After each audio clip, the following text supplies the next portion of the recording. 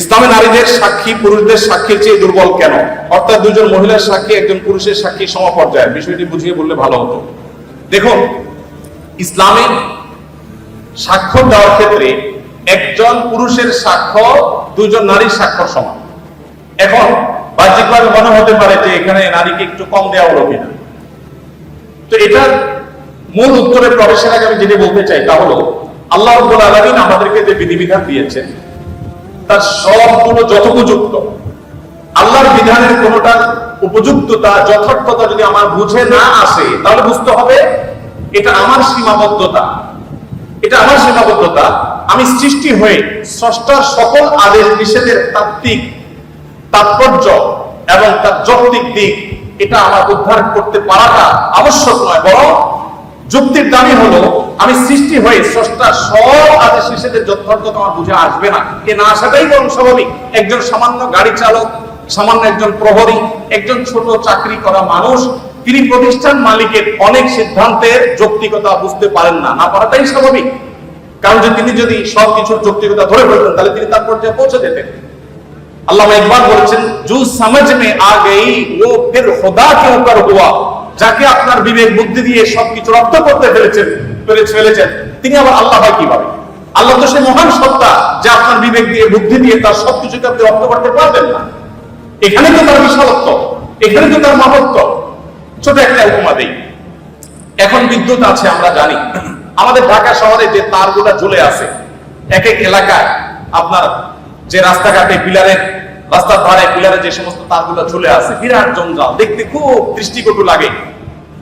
আমাদের অনেক কিছু হয়েছে কিন্তু তারগুলো দেখতে খারাপ দেখা যায়। এখন ধরা যাক আজ থেকে 100 বছর আগের একজন মানুষ পৃথিবীতে এখন ফিরে আসছে। চুক্তির খাতিরে শুধু আমরা ধরে নিই যে একজন মানুষ 100 বছর আগে ছিলেন, তিনি ফিরে এসেছেন।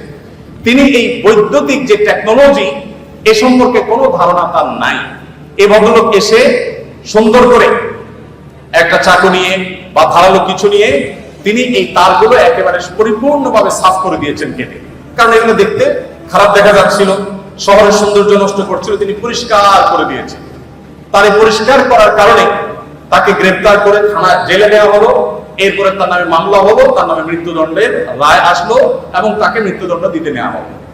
এই লোক যদি বলে যে আমাকে মৃত্যুদণ্ড দেওয়ার কি যৌক্তিকতা থাকতে পারে, বলে আমি সামান্য একটু তার কাটছি, ভালোর জন্য কাটছি, যদি খারাপও করে থাকি তো একটা জঞ্জালিত, আমাকে মৃত্যুদণ্ড কেন দিতে হবে? যদি বলা হয় যে তোমার এই তার কাটার কারণে বহু হসপিটালে লাইফ সাপোর্টে থাকা রোগী মারা গেছে, তোমার তার কাটার কারণে বহু ক্ষয়ক্ষতি হয়েছে, এই জন্য তোমাকে শাস্তি দিতে হবে, এই যুক্তি দিয়ে তাকে বোঝানো যাবে? বলে 100 বছর আগের মানুষ পৃথিবীতে আজকে আসছে, সে বিদ্যুৎ সম্পর্কে কোনো ধারণা নেই, দেখেও নেই কিছু।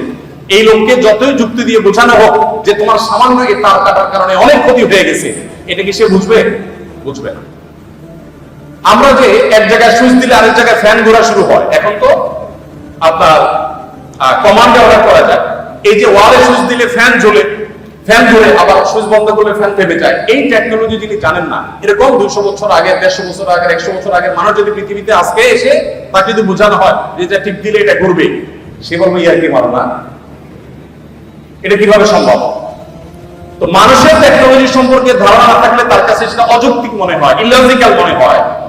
তো যিনি টেকনোলজির সৃষ্টিকর্তা, আল্লাহর টেকনোলজি সম্পর্কে আপনার যে আইডিয়া না থাকে, আপনি প্রশ্ন করবেন ভাই এটা কিভাবে সম্ভব? আমরা একবার সুবহানাল্লাহ বললে এতগুলো গাছ হয়ে যায়, জান্নাতে এটা এটা হয়ে যায়, এগুলো শুনে আমাদের মনে প্রশ্ন জাগতে পারে কিভাবে সম্ভব? মুখ দিয়ে সুবহানাল্লাহ বলবো আর ওখানে গাছ হয়ে যাবে, কেমনে সম্ভব? এখন আপনারা ভয়েস কমান্ড সম্পর্কে জানেন। ভয়েস কমান্ড এমন ভাবে সেট করা সম্ভব যে এখান থেকে আপনি ভয়েস কমান্ড দিবেন, আরেক জায়গায় কাজ শুরু হয়ে যাবে। সম্ভব না? সম্ভব না। তো মানুষের টেকনোলজি যদি এই হয়, তাহলে আল্লাহর টেকনোলজি কি না হতে পারে? তো এই জন্য ভাইকে আমি প্রশ্ন উত্তর প্রথমে বলতে চাই, আমি হয়তো একটা যুক্তি আপনাকে দিতে পারবো। সবচেয়ে বড় যুক্তি হলো আল্লাহ রাব্বুল আলামিন নির্দেশ করেছেন মেয়েদের 2 জনের সাক্ষ্য পুরুষদের 1 জনের সাক্ষ্য সমান। এর পেছনে যুক্তিকতা কি, তাৎপর্য কি, যথার্থতা কি, আমার বুঝে আসুক আর না আসুক, এটাই সত্য, এটাই বাস্তবতা, এর নামে ঈমান। আর যদি বলেন যে আমার বুঝে আসলে আমি মানবো, না বুঝে আসলে মানবো না, তাহলে তো আল্লাহর প্রতি ঈমান আনলেন না, আপনার বুঝের প্রতি ঈমান আনলেন।